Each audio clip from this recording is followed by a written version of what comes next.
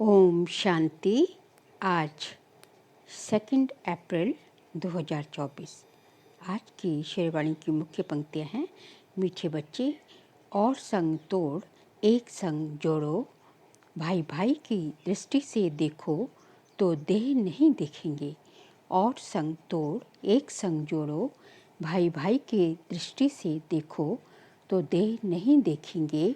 दृष्टि बिगड़ेगी नहीं, वाणी में ताकत रहेगी। प्रश्न है, बाप बच्चों का कर्जदार है या बच्चे बाप के? उत्तर है, तुम बच्चे तो अधिकारी हो, बाप तुम्हारा कर्जदार है। तुम बच्चे दान देते हो तो तुम्हें 1 का 100 गुना बाप को देना पड़ता है। ईश्वर अर्थ तुम जो देते हो दूसरे जन्म में उसका रिटर्न मिलता है।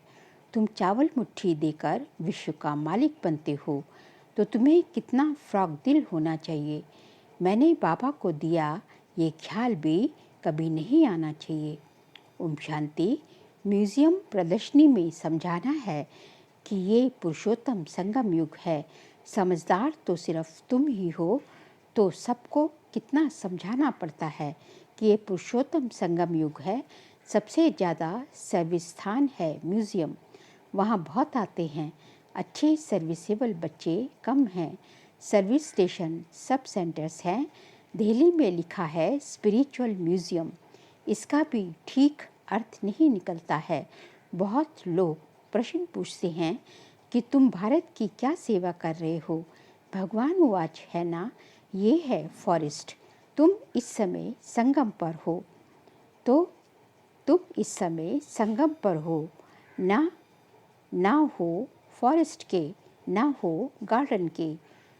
अब गार्डन में जाने का पुरुषार्थ कर रहे हो। तुम इस रावण राज्य को राम राज्य बना रहे हो। तुमसे प्रश्न पूछते हैं, इतना खर्चा कहाँ से आया? बोलो, हम बीके ही करते हैं। राम राज्य की स्थापना हो रही है। तुम थोड़ा राज आकर समझो तो हम क्या कर रहे हैं, हमारी एम ऑब्जेक्ट क्या है। वो लोग गारंटी को मानते नहीं, वो लोग सावनिटी को मानते नहीं, इसलिए राजाओं की राजाई खत्म कर दी है। इस समय वो भी तमो प्रधान बन पड़े हैं, इसलिए अच्छे नहीं लगते। उन्हों का भी ड्रामानुसार दोष नहीं। जो कुछ ड्रामा में होता है ये हम पाठ बजाते हैं।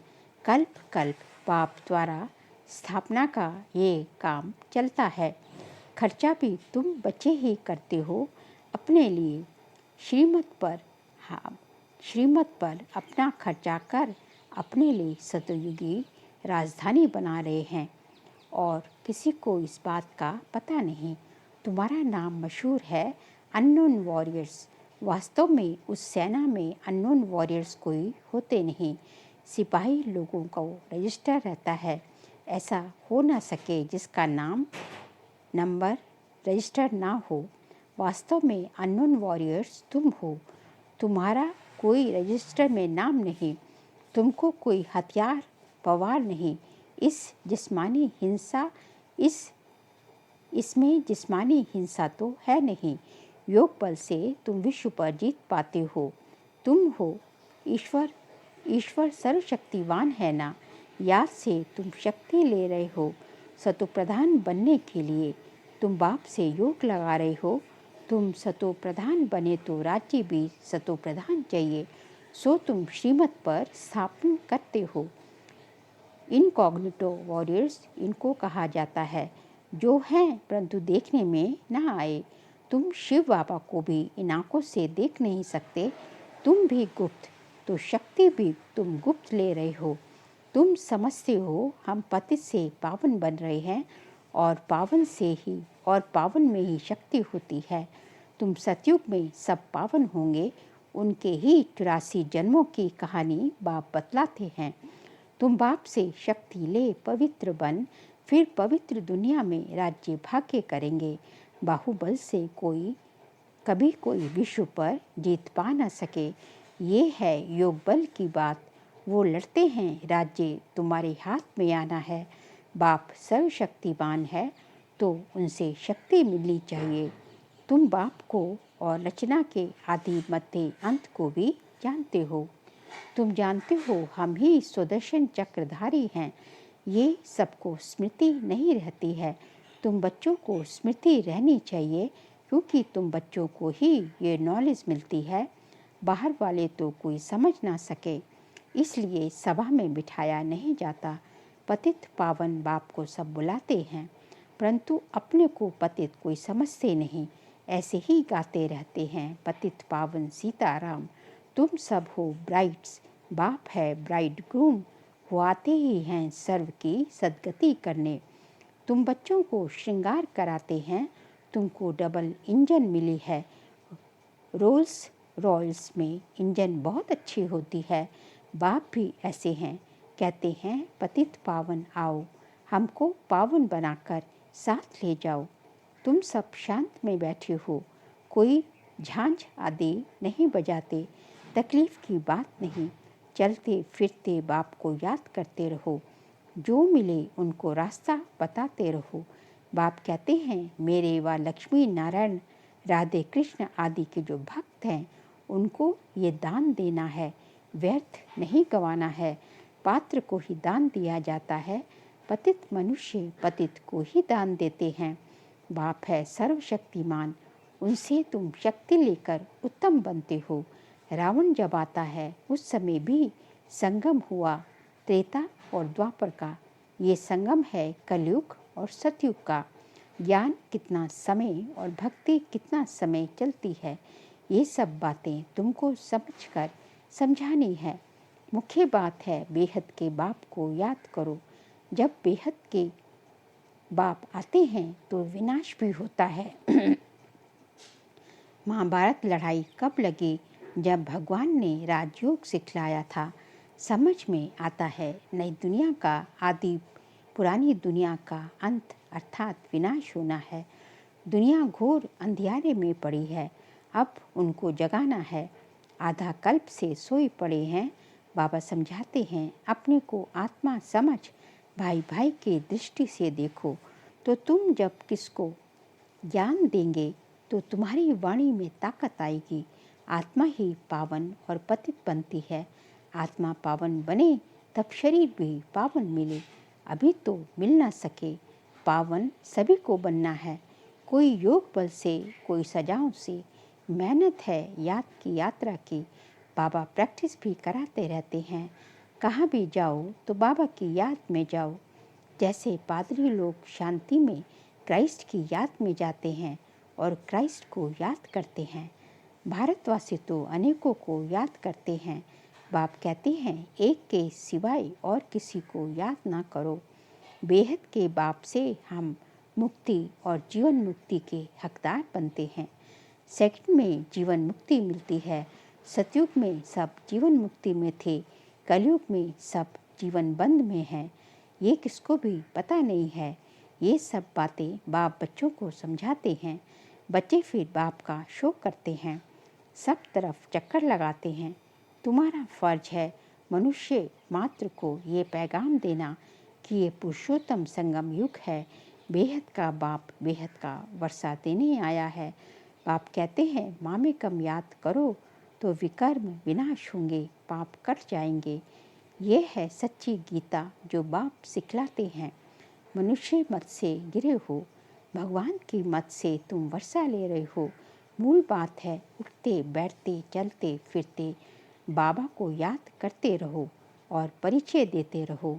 बैच जो तुम्हारे पास है फ्री देने में हर्जा नहीं, परंतु पात्र देखकर बाप बच्चों को उल्हाना देते हैं कि तुम लौकिक बाप को याद करते हो और मुझ पारलौकिक बाप को भूल जाते हो। लज्जा नहीं आती? तुम ही पतित प्रवृत्ति मार्ग के गृहस्थ व्यवहार में थे, फिर अब बनना है। तुम हो भगवान के सौदागर। अपने अंदर देखो, बुद्धि कहाँ भटकती तो नहीं है। बाप को कितना समय याद किया।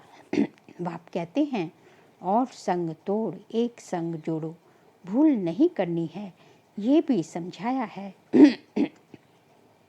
भाई भाई की दृष्टि से देखो तो देह नहीं देखेंगे। दृष्टि बिगड़ेगी नहीं, मंजिल है ना, ये ज्ञान अभी ही तुमको मिलता है। भाई भाई तो सब कहते हैं, मनुष्य कहते हैं ब्रदरहुड, ये तो ठीक है, परमपिता परमात्मा की हम संतान हैं। फिर यहाँ क्यों बैठे हो?